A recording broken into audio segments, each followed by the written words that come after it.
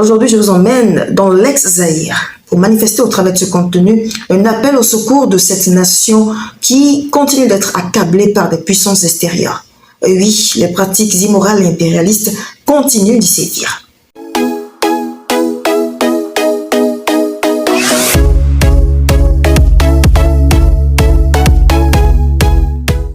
La République démocratique du Congo est un vaste territoire étatique situé au cœur de l'Afrique avec une superficie de 2 345 410 km².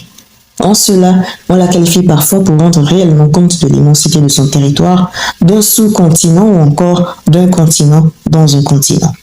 Après le récent éclatement du Soudan en deux pays, la République démocratique du Congo se présente désormais comme le deuxième plus grand pays africain au point de vue de la superficie territoriale, juste après l'Algérie. Une petite comparaison pour mieux se rendre compte de la grandeur du territoire congolais. La superficie de la République démocratique du Congo représente 4 fois celle de la France, 80 fois celle de la Belgique et un quart de celle de toute l'Union européenne. Si elle était en Amérique latine, elle occuperait la 3e place après le Brésil et l'Argentine. Elle viendrait en même position si elle était située en Asie derrière la Chine et l'Inde, la Russie mise à part. Le pays, en raison de son patrimoine gigantesque en métaux numériques, se trouve depuis plus d'un siècle convoité notamment pour ses réserves de colbait estimées à 51% des réserves connues sur la production mondiale, 80% de coltan sur les réserves mondiales. Détenteur du gisement d'or le plus important et de l'une des plus grandes sources de cuivre au monde, producteur remarquable de diamants estimé à 20,5% du total mondial. Un gisement important d'uranium et détenteur de 80% de lithium des réserves mondiales.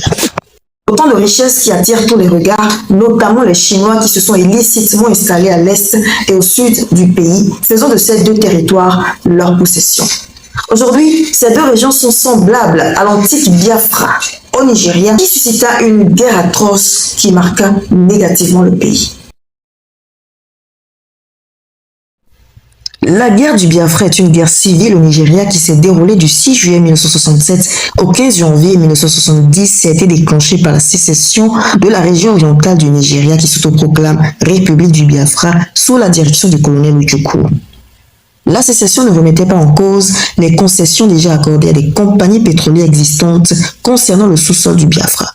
Toutefois, il était suggéré, notamment dans des récits mettant en cause le rôle de la France en Afrique à partir des années 1960, que les belligérants étaient soutenus par des puissances européennes en fonction des avantages escomptés sur des exploitations de type pétrolier. Ce sont ces exterminations non reconnues par ceux qui les ont perpétrées qui mènent à la guerre civile. L'une des raisons de la sécession était que l'ethnie Igbo, en majorité chrétienne et animiste, désirait de s'affranchir de la tutelle fédérale des Hausa, en majorité musulmane. Cette guerre religieuse, politique et ethnique s'achève le 15 janvier 1970. C'était un bref tour d'horizon sur la guerre du Biafra pour montrer l'ampleur de ce qui se passe réellement dans l'ex-Zaïre, notamment dans le nord du Kivu où les populations sont malmenées, violées et financièrement traitées de manière indigne. Au Congo, notamment à Bukavu, bien qu'il existe cette guerre armée qui secoue à nouveau la toile depuis juin 2022, celle enclenchée par les Chinois datant de 2008 est de nature économique. Cette invasion des entreprises chinoises ravage et crée l'hécatombe dans les réserves aurifères et minières de l'ex-Zaïre sans que nul n'ait le droit de protester. À toute personne qui mène des démarches afin de se faire éclairer sur cette occupation illégale, il est brandi des contrats supposément signés par le gouvernement Denis Kabila qui, à travers une loi locale, aurait autorisé cette disposition sans peine par les structures étrangères. Certaines sont enregistrées au cadastre avec des permis miniers, d'autres exploitent le minerai sans autorisation ou sur la base de contrats frauduleux contestées par les organisations de la société civile. Ces sociétés rétorquent qu'elles respectent la loi congolaise. Car si le code minier réserve aux nationaux l'exploitation artisanale, un arrêté ministériel de 2010 autorise les coopératives minières locales à s'associer avec un partenaire étranger. Mais la recherche révèle que les accords sont signés avec des coopératives de façade créées par les sociétés chinoises pour les besoins de la cause. Mais finalement, comment y procéder pour faire entendre raison à ces individus qui gangrènent les richesses minières de la RDC? Comme mesure palliative à cette occupation frauduleuse de ces énergumènes invertébrés, le président congolais pourrait aussi créer un fonds souverain où serait placé l'argent issu des partenariats des mines privatisées, comme le font certains pays producteurs de pétrole. Ces fonds pourraient être servis pour la rémunération correcte et digne de ces jeunes hommes et femmes autochtones exploités contre une paie dérisoire. Puisque malgré toutes les procédures de déguerpissement, il s'oppose farouchement à toute idée de déserter les lieux, même avec l'intervention du gouvernement chinois. Outre cet assaillement, comme si cela n'en était pas assez pour le peuple congolais, à l'autre bout du pays, dans le Nord Kivu, la population est sujette aux crimes de viol associés à la violence, l'agression et la domination.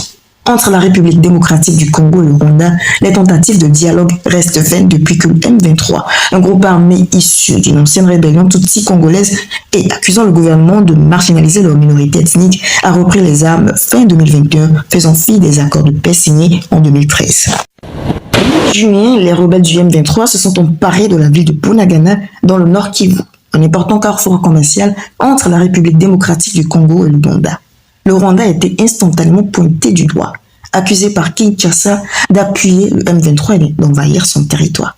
Il est important de rappeler que cette guerre entre les deux pays date de 1996 pour la première invasion et 1998 pour la deuxième guerre qui a pris officiellement fin en 2003. Même depuis lors, l'armée rwandaise a été présente sur le territoire congolais par un mouvement rebelle interposé. Les Aérois sont d'ailleurs conscients que le M23 ne constitue pas en effet la pierre angulaire dans ce conflit. Lors d'un décryptage à France 24, Philippe Rentiens, professeur de droit et de politique à l'université d'Anvers, spécialiste de la région des Grands Lacs, révèle l'existence d'un impératif pour Kigali de maintenir sa présence dans l'est de la République démocratique du Congo pour l'exploitation des ressources naturelles. Le professeur déclare que c'est même l'enjeu principal pour le Rwanda.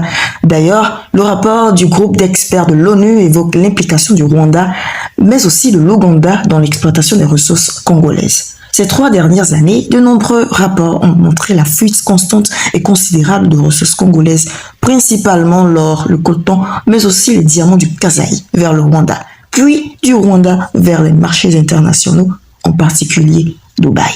La méfiance des Congolais est donc justifiée et compréhensible puisqu'il ne s'agit pas que d'une occupation militaire, mais également d'exploitation économique. La communauté africaine doit s'unir et compatir aux peines de la RDC et mener des actions contre ce pillage clandestin orchestré par le Rwanda au profit des dominateurs qui continuent toujours de s'infiltrer sournoisement sur les territoires africains.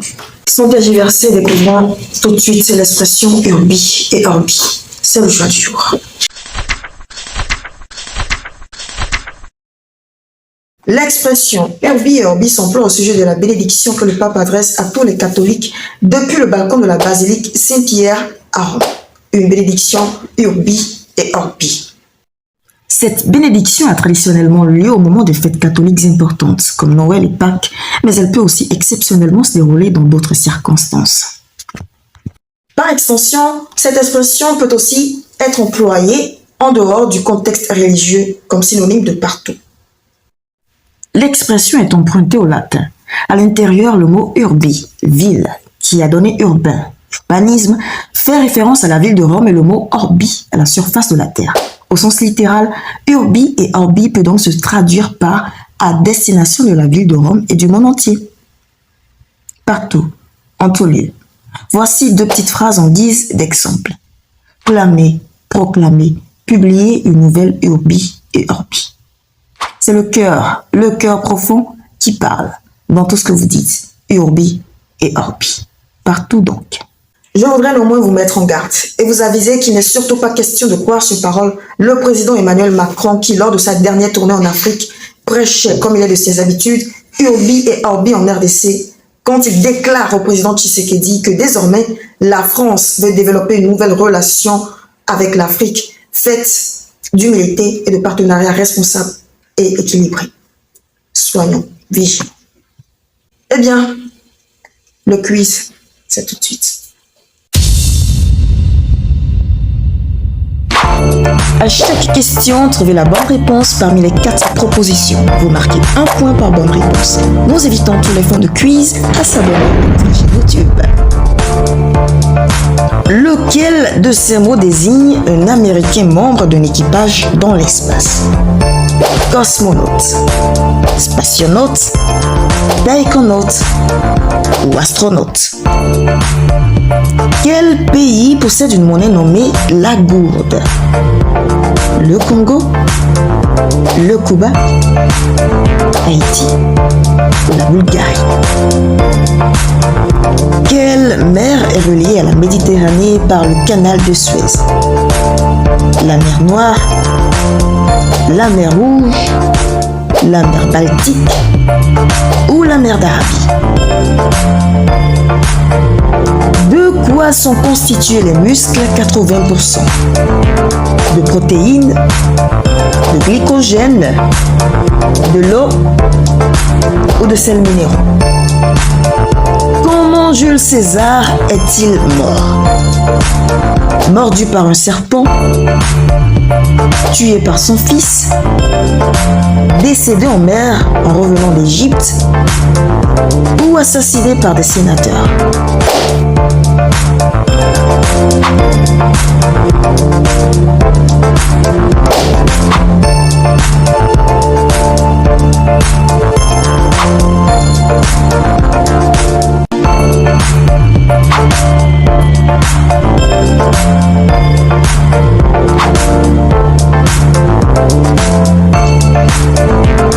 J'espère que vous avez tiré l'essentiel de cette présentation que nous avons produite avec une attention religieuse. Abonnez-vous et activez la cloche de notification pour des contenus ultra informatifs. À très vite.